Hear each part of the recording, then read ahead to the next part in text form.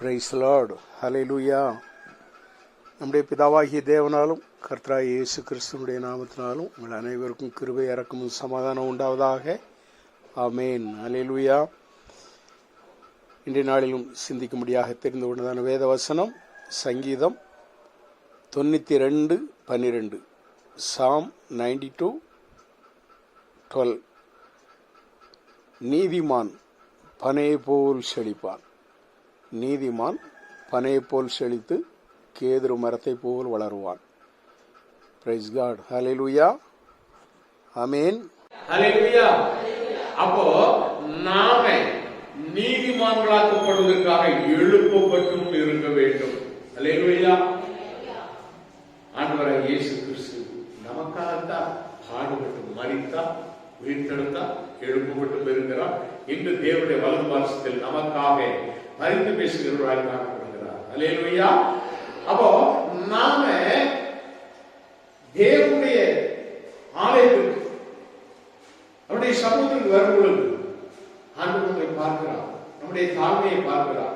நாம் எவ்வளவு தாழ்மையாக நாம் தேவனுடைய ஆலயத்திற்கு வந்து நாம் திரும்பி செல்லும் பொழுது ஒரு நீதிமானை போல மாறி செல்ல வேண்டும் என்பதுதான் ஆண்டவருடைய ஆசை. நாம் எல்லாரும் நீதிமான்களாக்கப்பட வேண்டும். தேவனுடைய ஆலயத்திற்கு 2 பேர் வராங்க. லூக்கா 18ஆம் அதிகாரத்துல, ஒன்று பரிசேயர், இன்னொன்று ஆயக்காரர்.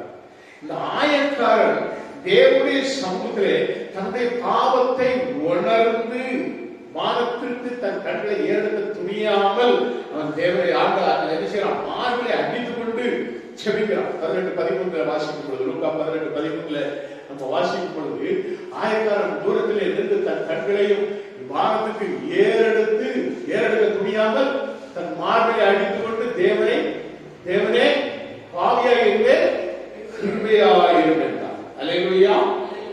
பாவியாகி என்மேல் கிருபையாயிரும் என்று சொன்னேன்.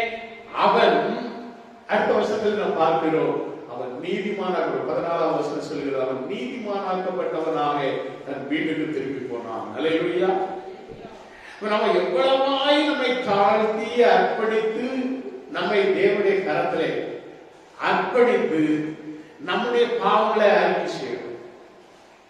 பாவிகளை ரட்சிக்க வந்த பாவத்தை ஆண்டவர் வெறுப்பார், ஆனால் பாவிகளை ஆண்டவர் தள்ள மாட்டார். ஒரு அலையில சொல்லுமா, பாவம் செய்கிறவர்களை ஆண்டவர் வெறுப்பார், ஆனால் பாவி என்று வருகிறவர்களை தள்ளவே மாட்டார்.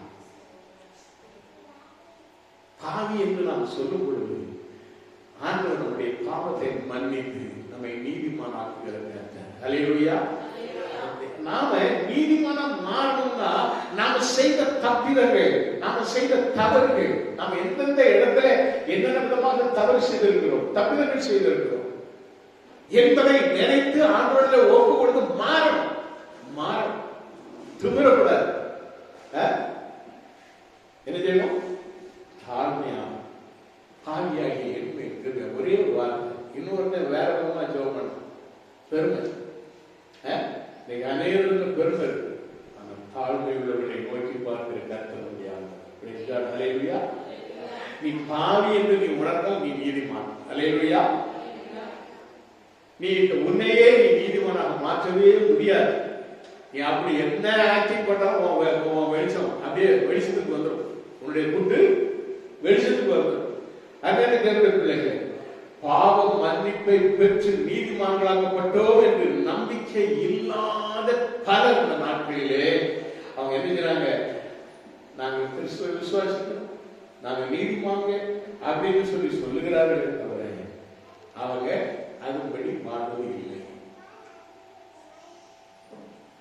ஒரு மனிதர்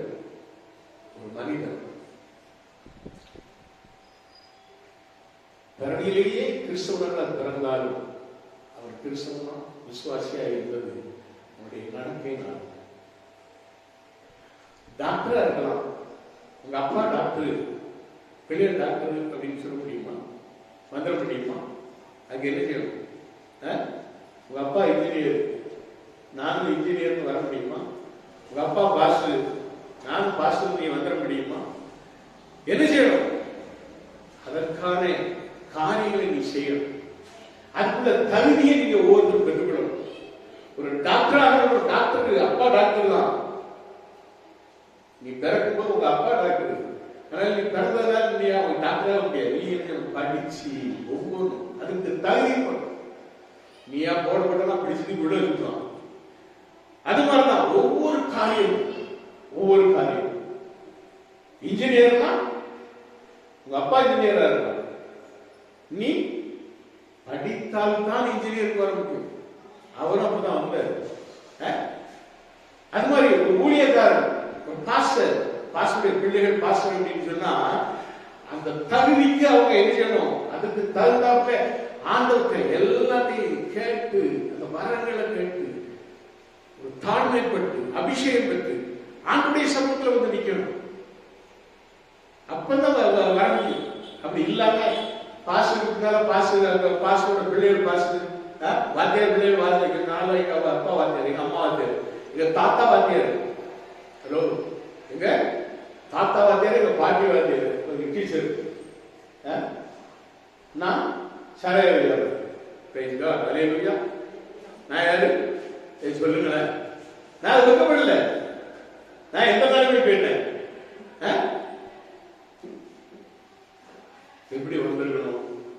நான் ஒப்பு கொடுக்கல, நான் படிக்கல, நான் கீழ்படியல, பேரண்ட்ஸுக்கு கீழ்படியல. எங்க போனா கடைசியில் அந்த நிலைமைக்கு போனேன். ஆனாலும் கர்த்தர் என்னை தெரிந்து கொண்டு என்னை அழைத்து என்னை ஊழியக்காரர் நான் மாற்றி இன்றைய நாளிலே நான் அப்படிப்பட்ட நிலைமையில் இருந்து என்னையும் ஒரு ஊழியக்காரனாக மாற்ற முடியும் என்றால் உங்கள் எல்லாரையும் ஆண்டவர் என்ன செய்கிறார்? அழைத்திருக்கிற ஆண்டவர் உங்களையும் தெரிந்து கொண்டு உங்களையும் பயன்படுத்த அவர் வல்லவராக இருக்கிறார். பிரைஸ் காட், ஹல்லேலூயா. அப்ப அதுக்கு வரணும் அப்படின்னு சொன்னா நீ என்ன செய்யணும்? தகுதிப்படணும். ஒவ்வொன்றுக்கும் ஒரு தகுதி. நான் +2 தான் படிப்பேன், அதுக்கு மேல நான் படிக்க மாட்டேன் அப்படின்னா அதுக்குள்ள வேலை தான் கிடைக்கும். என்ன இப்ப டாக்டராக இன்ஜினியராக கனவு காண முடியாது. அது மாதிரி எல்லாம் அந்தந்த காரியங்களுக்கு நம்மை முழுமையாக அர்ப்பணித்து விசுவாசத்தோடு பாவ மன்னிப்பை பெற்று நாம் கிறிஸ்தவனாக மாறுவது மட்டுமல்ல, கிறிஸ்துவுக்காக நாம் ஏதாவது செய்வதற்காக நம்மை முழுமையாக அர்ப்பணிக்க வேண்டும். அப்படி அர்ப்பணித்தால் மாத்திரம் தான், அதைத்தான் வேதம் சொல்லுகிறது, நீதி உண்டாக இருதயத்திலே விசுவாசிக்கப்படும். விசுவாசம் உள்ளத்துல வேணும். ரோமர் 10:10 சொல்வதை போல நீதி உண்டாக நீதிமானாக மாற வேண்டுமானால் இருதயத்தில் அந்த விசுவாசம் அது எப்பொழுதும் பிடித்து கொண்டே இருக்கும். விசுவாசம் என்ன செய்யணும்? அப்படியே அனல் விட்டு அப்படியே அனலாக காணும். கிறிஸ்துவின் சிந்தை நம்ம இடத்திலே காணப்படும். அருமையான தேவனுடைய பிள்ளைகளே,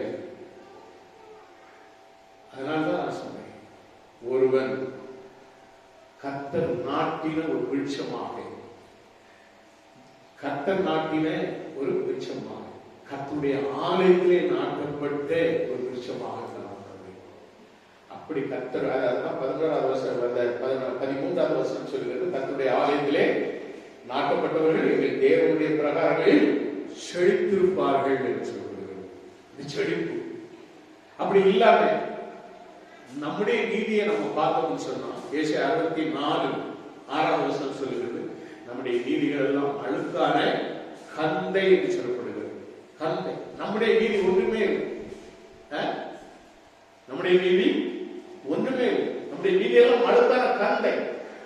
நொறுங்குண்ட இருதயத்தோடு தேவனுடைய சமூகத்திலே எப்படி ஆயக்காரன் மார்பில் அடித்து பாவியாக என்மேல் கிருபையாக இரும் என்று சொன்ன பொழுது எப்படி நீதிமானாக மாற்றப்பட்டவனாக காணப்பட்டாரோ அப்படி நொறுங்குண்ட இருதயத்தோடு நம்முடைய பாவங்களை அறிக்கை செய்து தேவனுக்கு முன்பாக நம்மை அர்ப்பணித்து தாழ்மைப்படுத்தும் பொழுது கிருபையாலே நாம் மன்னிக்கப்பட்டு நாம் என்ன செய்கிறோம்? ஆண்டவருடைய அந்த பிள்ளைகளாக நாம் மாறுகிறோம்.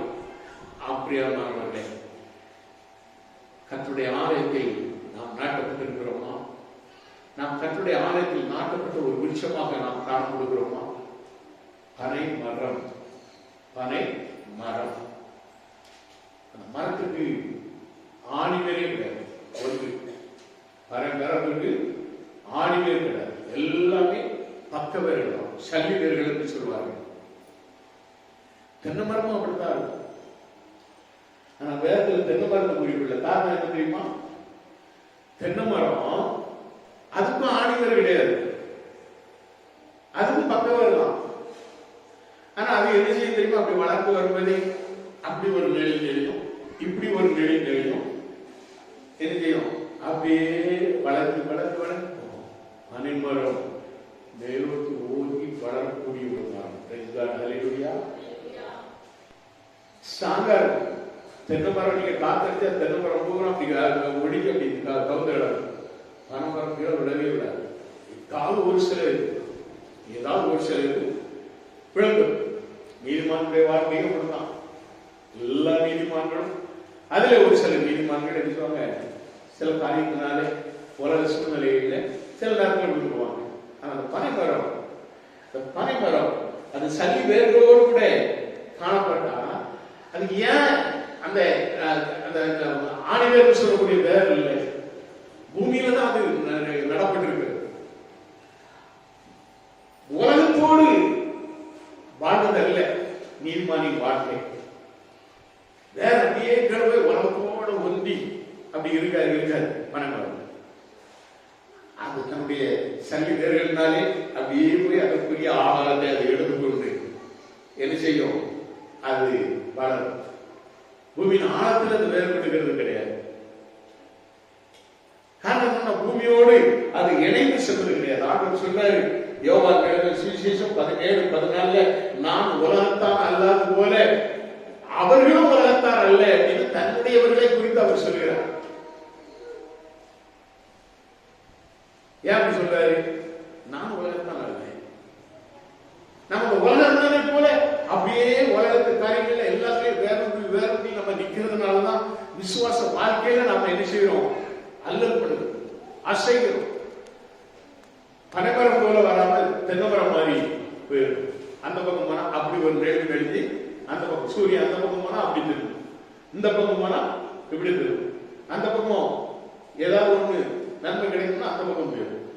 ஆனால் நீதிமான் அவன் என்ன மாட்டான்? அப்படியே நின்ற இடத்திலேயே நிலைத்து இருந்து அவன் நினைச்சுவான், தன்னுடைய கனிகளை கொடுப்பான். அல்லேலூயா.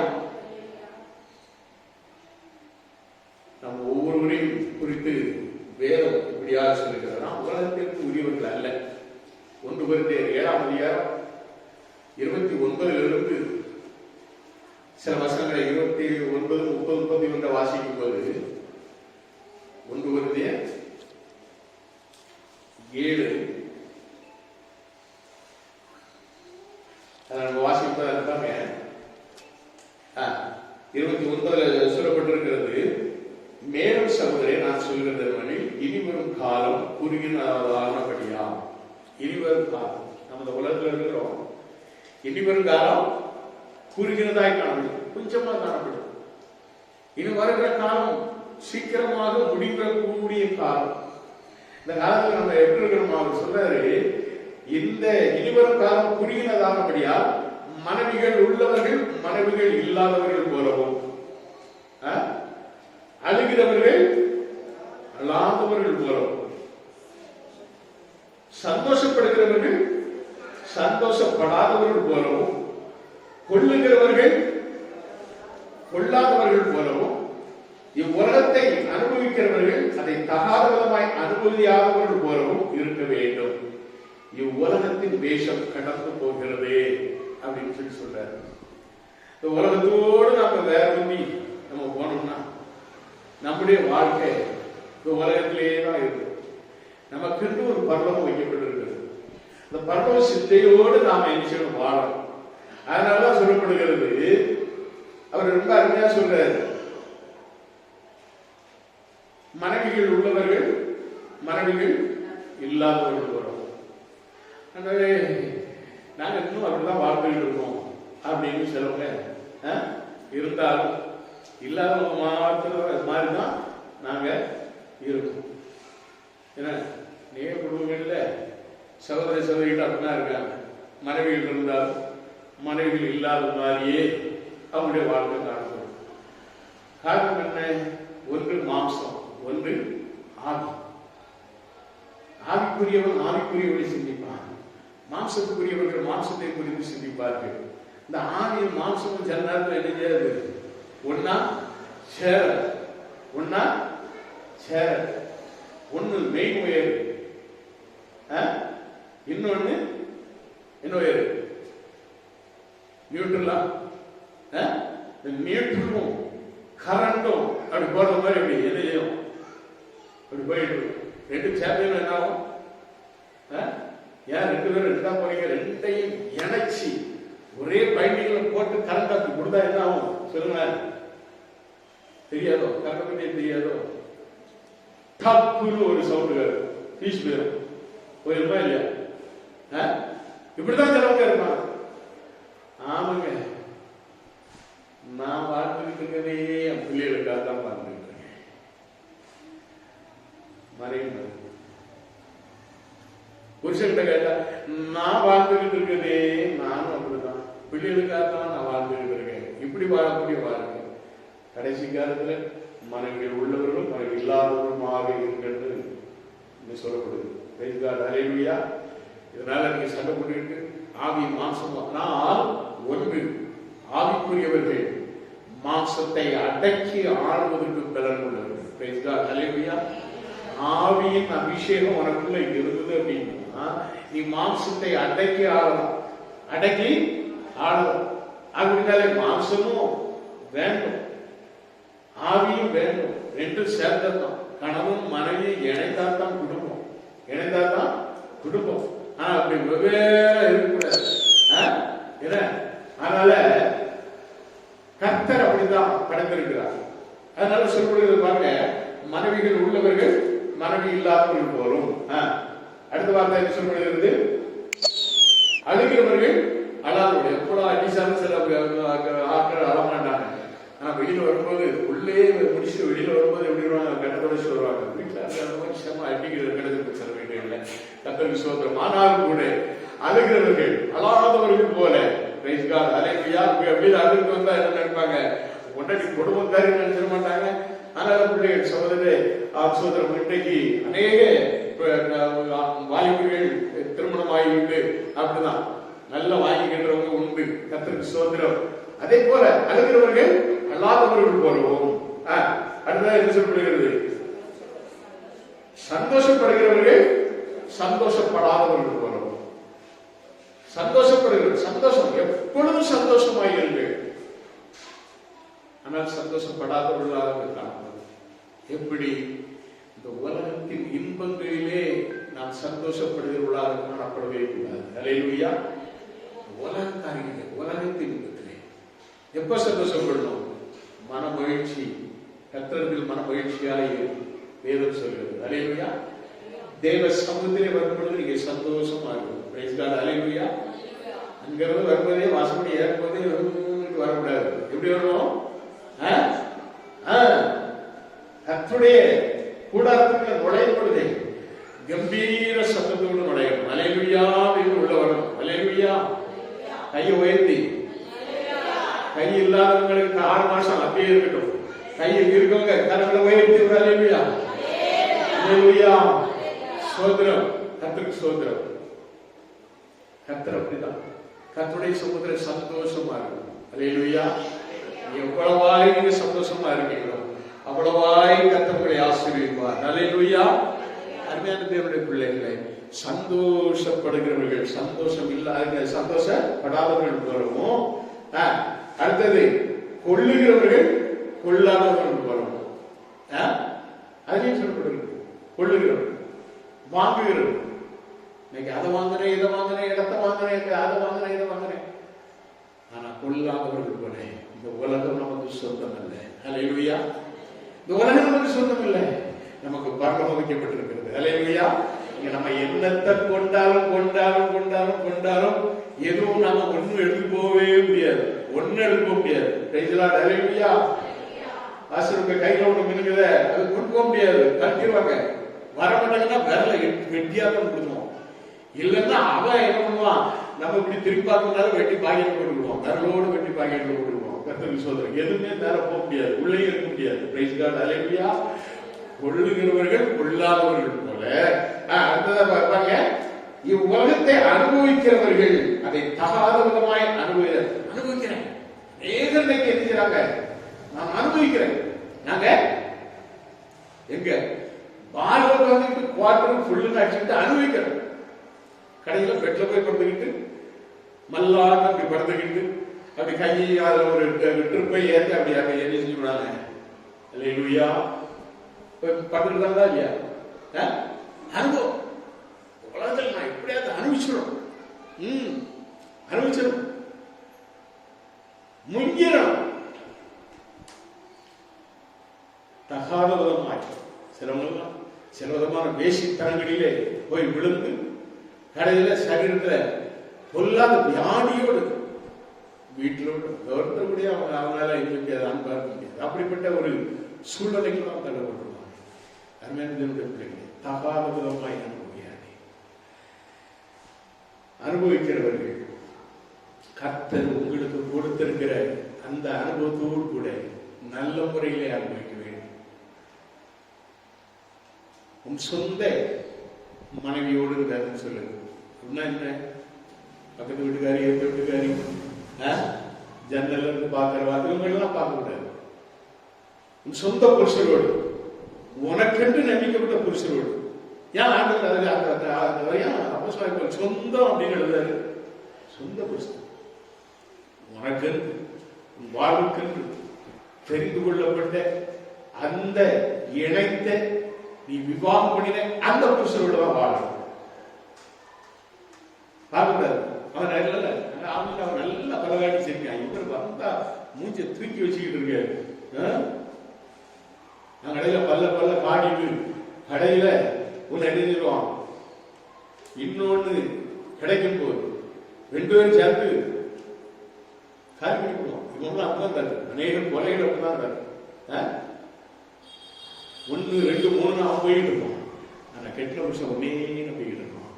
அலையிலுயா சத்தமா ஒரு அலையிலுயா கையை உயர்ந்தாங்க. அப்ப உன் வாழ்க்கை அனுபவிக்கிறேன் என்று சொல்லி அனுபவத்தை தகாதமாக அனுபவியாது. அதுதான் வேதம் சொல்கிறது. காரணம் என்ன? இந்த உலகத்தின் வேஷம் கடந்து போகிறது. இந்த உலகத்தில் நீ என்ன வேஷம் போட்டாலும் அந்த வேஷம் எல்லாம் கடந்து போகும். மேக்கப் போட்டு நீ என்னத்தை போட்டு என்னத்தை இது பண்ணாலும் பெட்டிக்குள்ள போகும்போது உன்னை மேக்கப் போட்டு வைப்பாங்களா? எப்ப இத்தனை வருஷம் நடிக அவ என்னமா நடிச்சா அவளை இப்ப பாரு இப்படி இருக்க எல்லாம் மேக்கப் மேக்கப் மேன் மேக்கப் எல்லாத்தையும் கொண்டு வந்து மேக்கப் போடுறாங்களா? தூக்கி போடு, சவத்தை தூக்கி போடு, கொண்டு கட்டையில போட்டு எரிக்கணும். சொல்லுங்க, மூஞ்சி எவ்வளவு அழகான உலகத்துல இருந்தால் உன் வேஷம், நீ வேஷம் பண்ண உன் வேஷம் கலந்து போகும். பக்தி வேஷம் பண்ண உன் பக்தி வேஷம் கலந்து போகும். உன்னுடைய வேஷம் எல்லாம் கலந்து போகக்கூடிய காலம் வந்து விட்டது. உண்மையாக ரட்சிப்பின் சந்தோஷத்துக்குள்ள உண்மையாக விசுவாசியாக கர்த்தராலே நாட்டப்பட்டவர்களாய், கர்த்தருடைய ஆலயத்தில் நாட்டப்பட்டவர்களாய் நீ வாழும் பொழுது பனை போல் செழிப்பாய். Price God. ஹல்லேலூயா, ஹல்லேலூயா. நீ ஆசீர்வாதமாக வாழ வேண்டும் என்று சொன்னால், நீ பனை போல் செழித்து வாழ வேண்டும் என்று சொன்னால், நீ இந்த உலகத்தோடு வேற விட்டு நீக்க கூடாது. ஆணி வேற போன மாதிரி அப்படியே உலகத்தோடு ஒன்றி பெறக்கூடாது. கர்த்தருடைய ஆலயத்தில் நாட்டப்பட்டவங்கள மாமா கார்டு கொடுத்தாரு, மச்சான் இன்விடேஷன் கொடுத்தாரு, சித்தப்பா கூப்பிட்டாரு. ஓடக்கூடாது. எங்க ஓடக்கூடாது. கர்த்தருடைய ஆலயத்துக்கு முக்கியத்துவம் கொடு. நீ கர்த்தருடைய ஆலயத்திலே நாட்டப்பட்ட பிள்ளை, உண்மையான விசுவாசியா. நீ ஆலயத்துக்கு வருவதை மட்டம் போட்டுட்டு உன் இன்விடேஷன் சண்டை கர்த்தரை துதிப்பதை விட்டு ஆராதிப்பதை விட்டு எங்கேயும் ஓடக்கூடாது. ஹல்லேலூயா. நான் சொல்லிட்டு போற பிள்ளைகள் சிலவங்க உண்டு. என்ன ஆனா எப்படா சர்ச்சைக்கு கட்டடிச்சு ஓடணுங்கிற ஒரு குரூப்புகள்லாம் உண்டு. ஆலயத்தை விட்டு போட்டு ஓடணும். நீ அங்க போய் பாயசம் சாப்பிட்டா அது விஷமா மாறிடும். பிரைஸ் காட், ஹல்லேலூயா. வரப்பட்டாங்க சத்தமா சர்ச்சை போட்டு ஓடாது. கர்த்தருடைய ஆலயத்துக்கு முக்கியத்துவம் கொடு. யார் ஒண்ணு கூப்பிட்டாலும் இன்றைக்கு இந்நாளுடைய ஆராதனை நீ சண்டை விட்டு வேற எந்த நாள் வேணாலும் நீ கூப்பிடு, நான் உன் கூட சண்டை போடாம வாங்க. ஆனா சண்டை மட்டும் கூப்பிட்டா உன் கூட சண்டை போட்டோம்னு சொல்லுங்க, கர்த்தர் உங்களை ஆசீர்வதிப்பார். ஹல்லேலூயா. சண்டை மட்டும் எந்த காலம். எனக்கு தெரிஞ்ச ஒரு பிள்ளை, அவங்க சித்தப்பா கரெக்டா பந்தி வாரத்தில் கூப்பிடுவாங்க. எங்க கூப்பிடுறாங்கன்னா வேளாங்கண்ணி ஞானஸ்தானம் பெற்ற பிள்ளை, கிறிஸ்தவ பிள்ளை, ஆண்டவருக்கு ஒப்பு கொடுத்து நல்ல ஒரு விசுவாச குடும்பத்தில் உள்ள பிள்ளை. பெத்தவங்க விடலாமா ஒண்ணு இல்ல, இவன் போகலாமா? யார் கூட்டம் நான் வரமாட்டேன். இன்னைக்கு பந்தி வாரம் சொல்லணும். நீ சொன்னா நீ ஆசீர்வதிக்கப்பட்ட பிள்ளை, நீ ஆண்டவருடைய ஆலயத்தில் நாட்டப்பட்ட பிள்ளை, கர்த்தராலே நடப்பட்ட பிள்ளையா நீ இருக்க. பிரைஸ் காட், ஹல்லேலூயா. இனிமேலாவது அப்படிப்பட்ட தப்பு செய்யக்கூடாது. ஏன்னா நம்ம ஜீவனுள்ள தேவனை விட்டு போட்டுட்டு கல்லையும் மண்ணையும் கூட போகக்கூடாது. பிரைஸ் காட், ஹல்லேலூயா, ஹல்லேலூயா. கர்த்தருக்கு ஸ்தோத்திரம். இந்த நாள் நீங்க பாத்தீங்கன்னா பனிமாதான் தூத்துக்குடியில் அது ஒரு பெரிய பயங்கரப்படுத்தும். பனிமாதா, ஒளி மாதா, அந்த மாதா, இந்த மாதா, இந்த மாதாக்களெல்லாம் விட்டுப்பட்டு கர்த்தர் நமக்காக ஜீவன் தந்த ரட்சகர் இயேசுவை நோக்கி நீ உன்னுடைய ஜீவிதத்திலே நீ கர்த்தரை நம்பி வாழ்ந்தால் உன்னுடைய ஜீவிதம் ஆசீர்வாதமாக காணப்படும். ஹல்லேலூயா, ஹல்லேலூயா. கர்த்தர் அப்படித்தான் உங்களை ஆசீர்வதிக்க விரும்புகிறார். ஆமென், ஹல்லேலூயா. இரண்டாவது, பனைமரத்திற்கு என்னது கிடையாது தெரியுமா? கிளை கிடையாது. அது மேலே மாத்திரம் அப்படியே உயர்ந்து வளரும். ஹல்லேலூயா. அப்படித்தான் நீதிமான்களும் என்ன செய்யணும்? அப்படித்தான் வாழணும். மேலே பார்க்கிறவங்கள. கொலோசியர் 3ஆம் அதிகாரம் 2வது வசனத்தை வாசிங்க. 3:1-2. Glory to God. நீங்கள் கிறிஸ்துவோடு கூட எழுந்தது உண்டானால் கிறிஸ்து தேவனுடைய வலது பாரசத்தில் வீட்டிற்கும் இடத்தில் உள்ள மேலானவைகளை தேடி நாட வேண்டும். பனமர மாதிரி அப்படியே ஓங்கி நேர வளரணும். மேலான வாழ்க்கை, மேலான ஆசீர்வாதம், நம்முடைய எண்ணம், சிந்தை எல்லாம் இயேசு நமக்கு நியமித்திருக்கிற ஓட்டத்தில் ஓடணும்.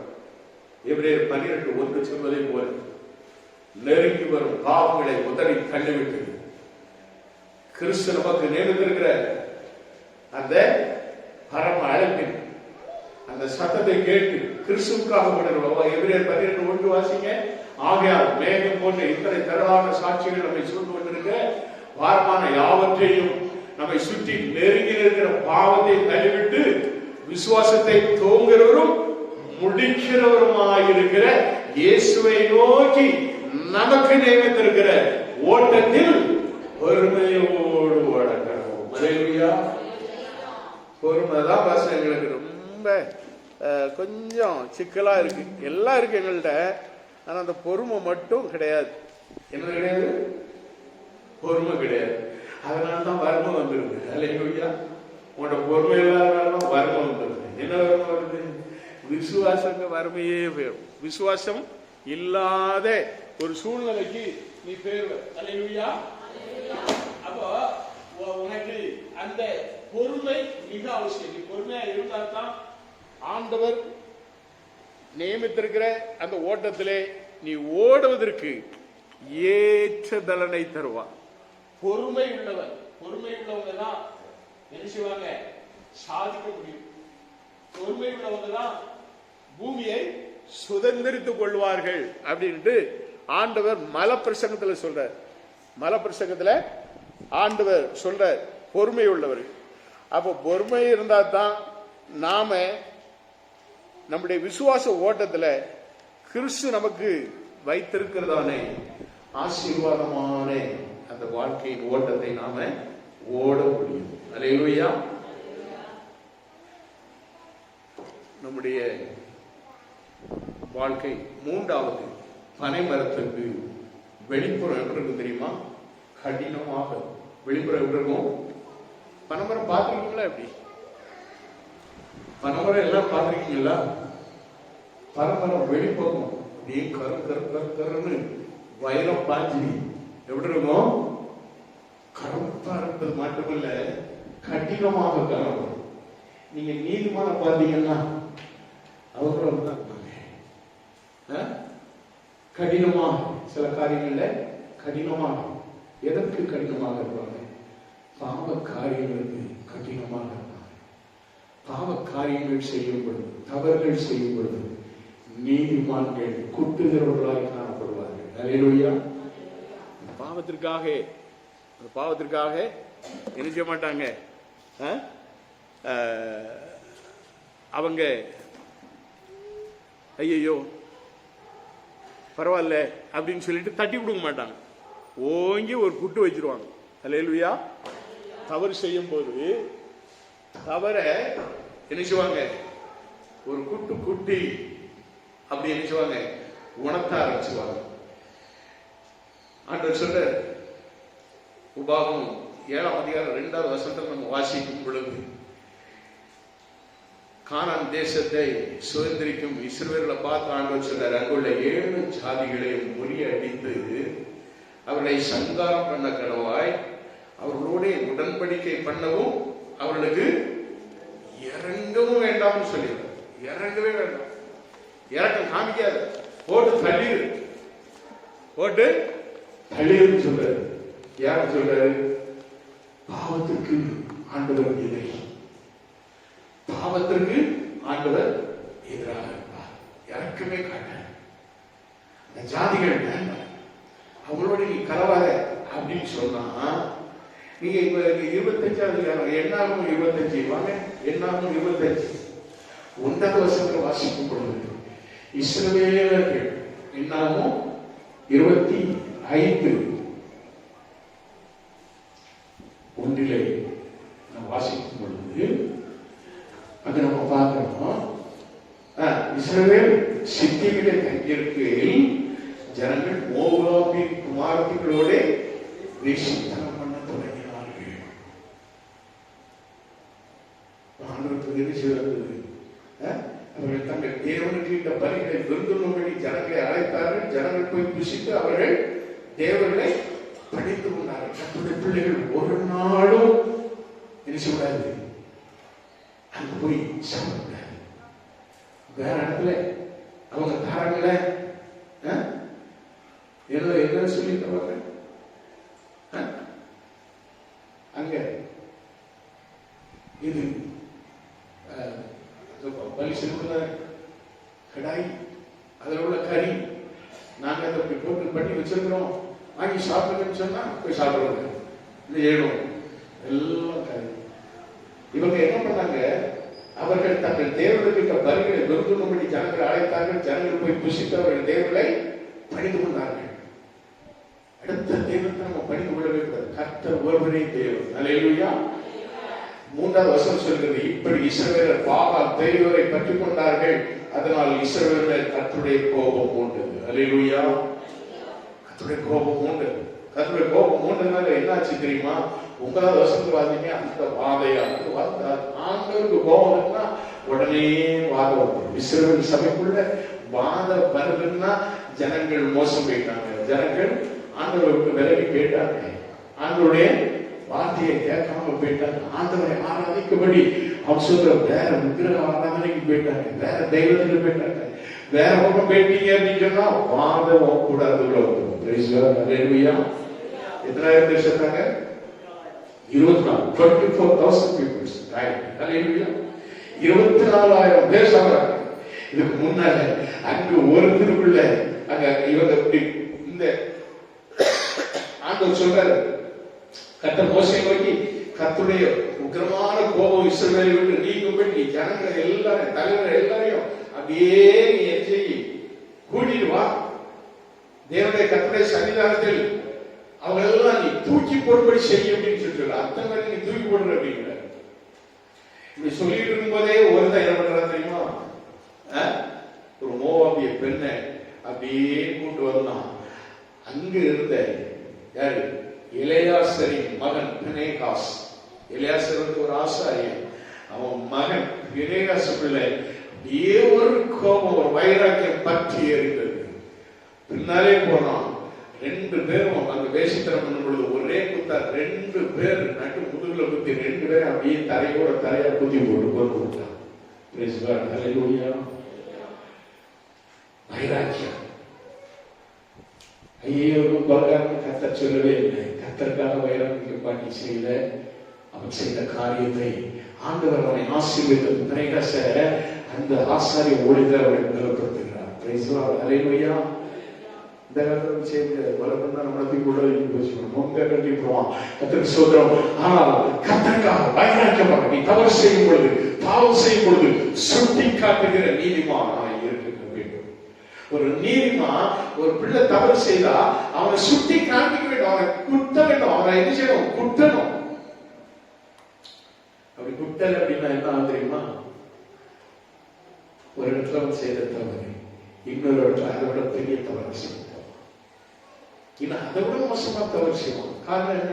நம்மளை கேட்கறதுக்கு யார் இருப்பா அப்படின்னு சொல்லி நினைச்சுவோம். அல்லேலூயா. நான் நம்முடைய ஆண்டவர் அப்படி இல்லை.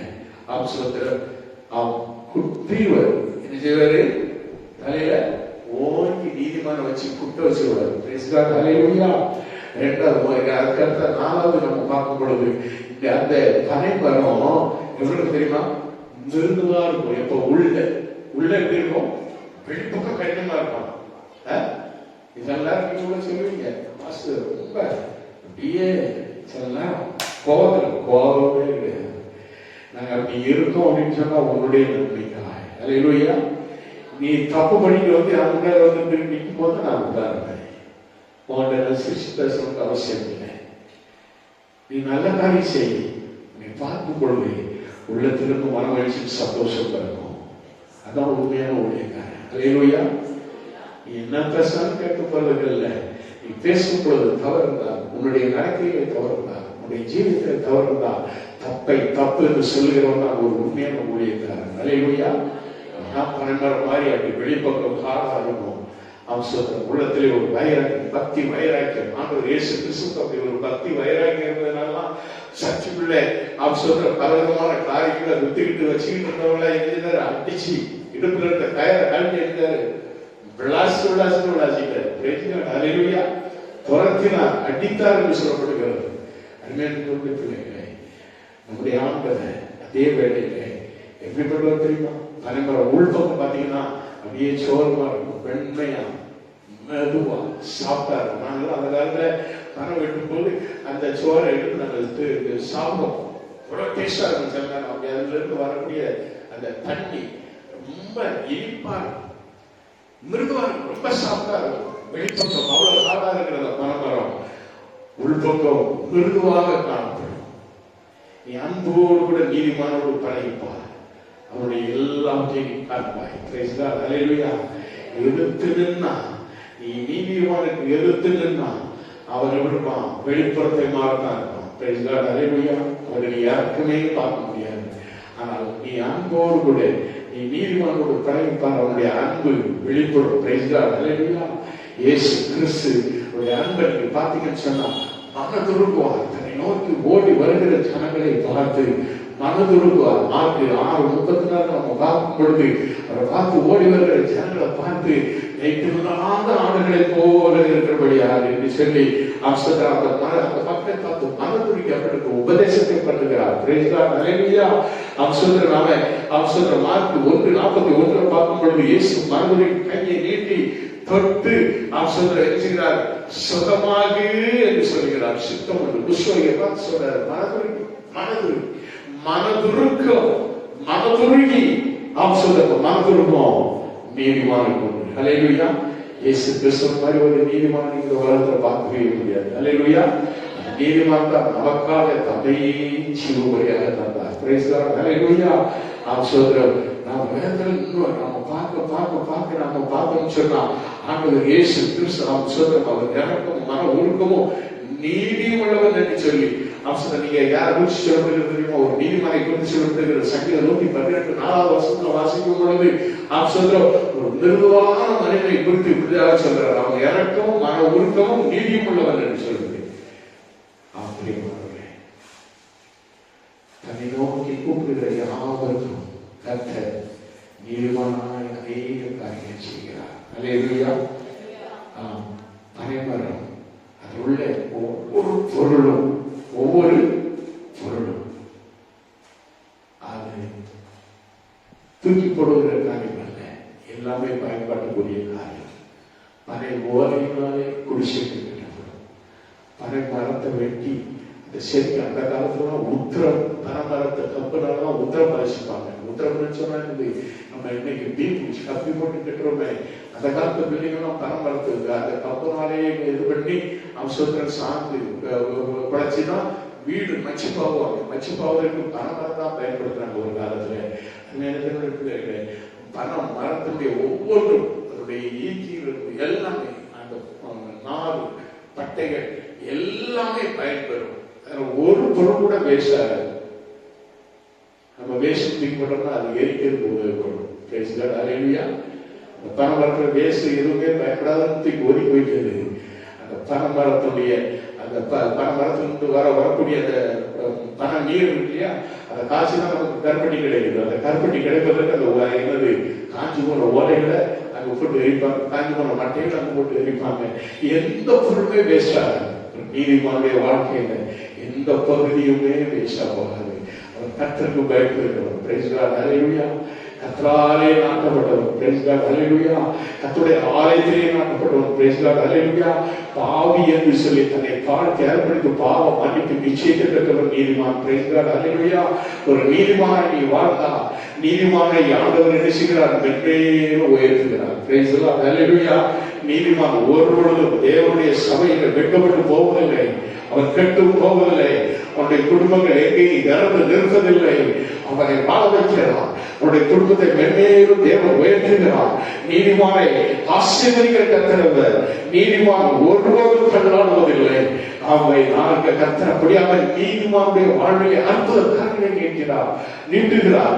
நீயும் நானும் நீதிமானாக வேண்டுமானால் ஆண்டவருடைய தாழ்மைப்பட வேண்டும். கர்த்தரால் நாட்டப்பட்டவர்களாய் காணப்பட வேண்டும். கர்த்தருடைய ஆலயத்திலே நாட்டப்பட்டவர்களாய் காணப்பட வேண்டும். அவருடைய பிரகாரங்கள் செழித்திருப்போம். ஆப்சோதரம் அவர்கள் முதல் வயதிலும் கனிதந்து எப்படி இருப்பாங்க? வாசிங்க அந்த 92 13 14 Glory to God. சங்கீதம் 92 14 வருஷம்.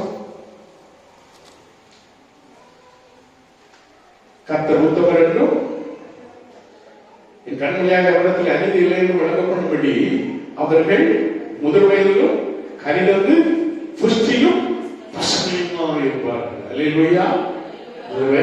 வயசாகி போச்சு. நீதிமான் தான். நீதிமான்கள் நினைக்கப்படுகிறது என்று வேதம் சொல்லுகிறது. கர்த்தர் நீதிமான்கள் நோக்கமாய் இருக்கிறார். அல்லேலூயா. எந்த வயசானாலும் கர்த்தர் அவருக்கு பலனாய் இருப்பார். அல்லேலூயா. அவர்கள் முதல் வயதிலும் கனிதந்து பசுமையும் புஷ்டியுமாய் இருப்பார்கள். கரங்களை உயர்த்தி ஒரு அல்லேலூயா. ரூதமா அந்த வயசுல அவங்க கரங்களை உயர்த்தி ஒரு அல்லேலூயா சொல்றாங்க. கர்த்தருக்கு ஸ்தோத்திரம். அல்லேலூயா. சிலவங்க தீர்மானத்தோட வந்திருக்காங்க, கையே தூக்க மாட்டேன், பரவாயில்ல நீ தூக்காமலே போகும். கர்த்தர் வானத்திலிருந்து கண்ணோக்கி பார்க்கிறார். நீதிமானை தான் நோக்கி பார்க்கிறார். இருதய கடினம் உள்ளவர்கள் அல்ல, இருதயத்தை மென்மையாக வைத்து ஒரு நீதிமானாக வாழ்ந்தார். கர்த்தர் உன்னையும் குடும்பத்தையும் ஆசீர்வதிப்பார். அல்லேலூயா. அவர் சொல்றார், நீதிமான் பனையை போல் செழிப்பார் என்று வேதம் சொல்கிறது.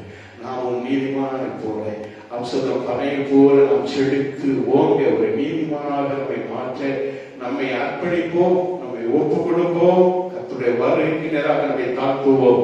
அவசரம் நம்முடைய வாழ்வு அவசரம் கர்த்தருடைய கரத்தில் இருக்கிறது என்பதை நினைத்து கர்த்தருக்காக வாழ்ந்து கர்த்தரும் சகல ஆசீர்வாதத்தோடு வாழ்ந்து வெற்றி பெறுவோம். கர்த்தருக்கே மகிமை உண்டாகும். ஆமென். அல்லேலூயா. அவசரம் கர்த்தர் நம் ஒவ்வொருவரையும் ஆசீர்வதிப்பார்.